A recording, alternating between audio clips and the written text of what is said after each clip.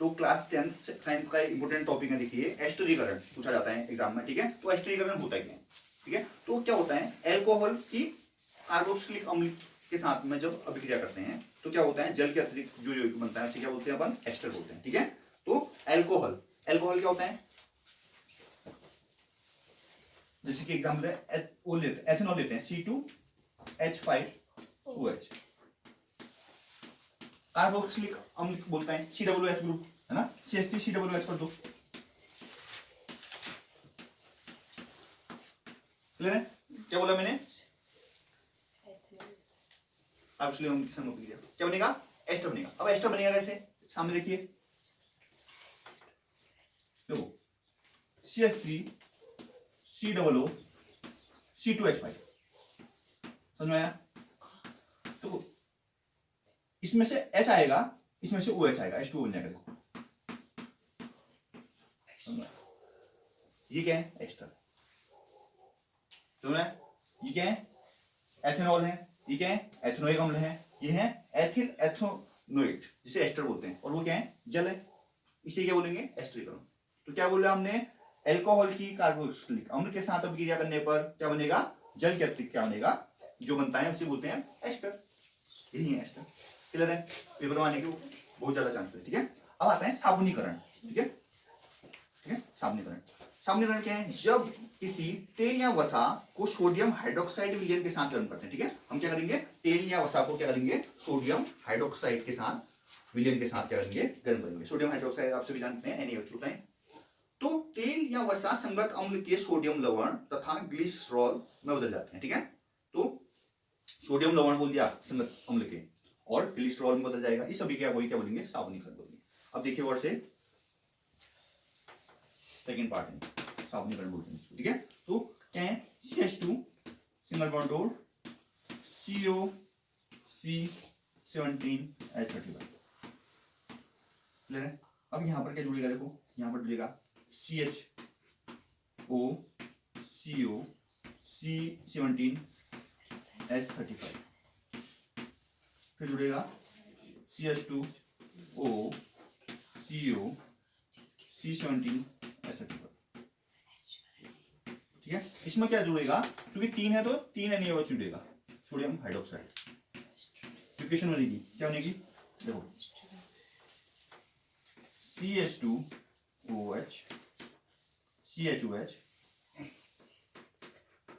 और CH2OH, इसी बोलते हैं ग्लिसरॉल, ठीक है, ग्लिसरॉल। साथ में क्या बनेगा, साबुन बनेगा। साबुन का formula C17H35, C17H35 COO Na, इसके 3 पार्ट होंगे क्योंकि वहां पर 3 पार्ट ले रखे हैं अपने, 3 C17H35 COO Na, इसी बोलेंगे अपन साबुन। दोबारा समझाना, ध्यान दीजिए, देखो साबुनीकरण अभिक्रिया किसे बोलते हैं, जब किसी तेल या वसा को सोडियम हाइड्रोक्साइड विलयन के साथ गर्म करेंगे, ठीक है। तो ये ग्लिसरॉइड है, जो ये ग्लिसरॉइड, इसको हमने क्या किया, सोडियम हाइड्रोक्साइड के संग क्या किया, गर्म किया, तो क्या होगा, संगत अम्ल के सोडियम लवण, है ना, जिसे हम साबुन बोलेंगे, और ग्लिसरॉल में बदल जाएगा, ठीक है। तो देखिए CH2COC17H35, फिर बैलेंस करने के लिए क्या होगा, यहाँ पर CH होगा, क्योंकि कार्बन की 4 वैलेंसी होती है, 4 होगी, तो एक यहां से हो गई है, एक यहां से हो गई है, एक यहां से हो गई है, और चौथा ये हो गया, ठीक है, 4 हो गई है। इसके लिए क्या थी, 4 थी, तो देखो एक यहां से मिल गई, एक यहां से मिल गई, 2 और 2 यहां से, ऐसे यहां भी, क्लियर है। तो याद रखिए CH2OCOC17H35 ऐसा ही है, बाकी यहाँ पर CH हो जाएगा, बस NaOH हो गया, क्लियर। अब देखेंगे अपन, सबसे पहले तो साबुन बना दो, C17H35 COO Na, क्योंकि 3 बनेगा, क्योंकि यहाँ पर 3 पार्ट थे, ठीक है। बाकी क्या होगा, ग्लिसरॉल बनेगा। ग्लिसरॉल कैसे बनेगा, CH2OH CHOH CH2OH, क्लियर हो गया अपन, तो ये हो गया। अब अगला आता है विकार्बोक्सिलीकरण, ठीक है। तो विकार्बोक्सिलीकरण क्या होता है, इसके लिए आपको बताना है सोडा लाइम क्या होता है। सोडा लाइम पूछा जाएगा तो क्या बोलोगे, NaOH और CaO का 3:1 में मिश्रण, ठीक है। सोडा लाइम किसे बोलेंगे, 3:1 में NaOH और CO, सोडियम हाइड्रोक्साइड और कैल्शियम ऑक्साइड का 3:1 में मिश्रण सोडा लाइम कहलाता है।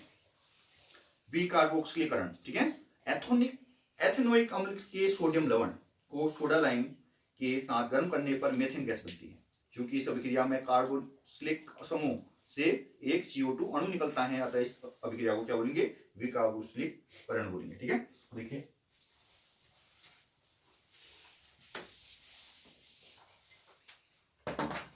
हाँ, तो विकार्बोक्सिलीकरण। ठीक है, तो क्या बोला है इसने? एथेनोइक अम्ल के सोडियम लवण, ठीक है, सोडियम एथेनोइक CH3COONA, CH3COONA, उसमें क्या बना है? Soda lime.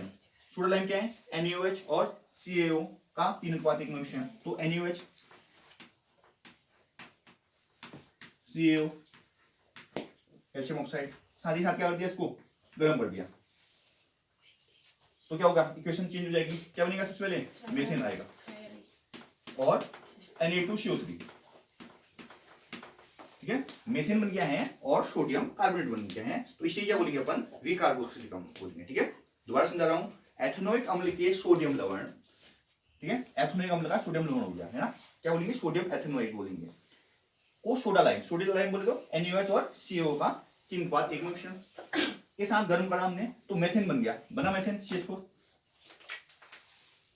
क्योंकि इस अभिक्रिया में कार्बोक्सिलिक समूह से CO2 अणु निकल गया है, तो इसलिए क्या बोलेंगे अपन? इसे विकार्बोक्सिलीकरण बोलेंगे। क्लियर है? समझ में आ गया होगा?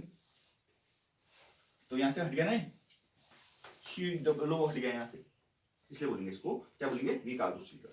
समझ में आया?